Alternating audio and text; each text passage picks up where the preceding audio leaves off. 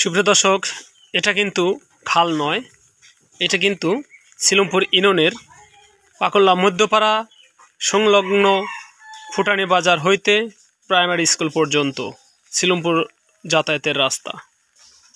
মনে হচ্ছে ছোটোখাটো একটি খাল, কিন্তু এটি খাল নয়, এটা কিন্তু রাস্তা।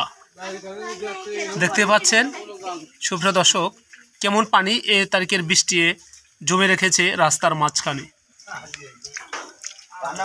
দর্শক, শিলংপুর ইউনিয়নে পাকল্লা মধ্যপাড়া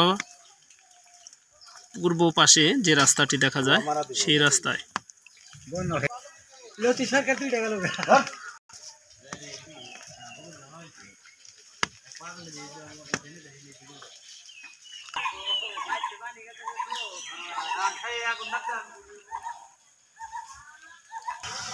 কারণ নজরে পড়বে কিনা জানি না। সুপ্রিয় দর্শক, আমরা এক ভাতিজির কাছে জানবো যে রাস্তা সম্পর্কে।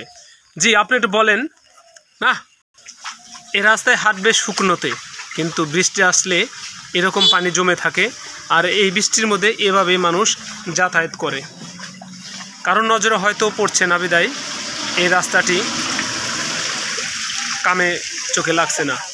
ভাই, এই যে রাস্তায় যে পানি মনে হচ্ছে ছোটখাটো একটি খাল মনে হচ্ছে, তো আপনাদের কি ধারণা এই সমস্ত রাস্তাটাকে? তো এই সমস্ত রাস্তা তো আড়াইতে না, আড়ু পানি পেয়ে যায়, মানুষ বুড়া মানুষ আসার হয়ে পড়ে। তো এখন কি করা উচিত আসলে? সরকার আসলে সরকারের থেকে তত্ত্ব না নিলি পারে, না দেখলি পারে, পাবলিকে কি করবো? দর্শক, এটা হচ্ছে রাস্তা।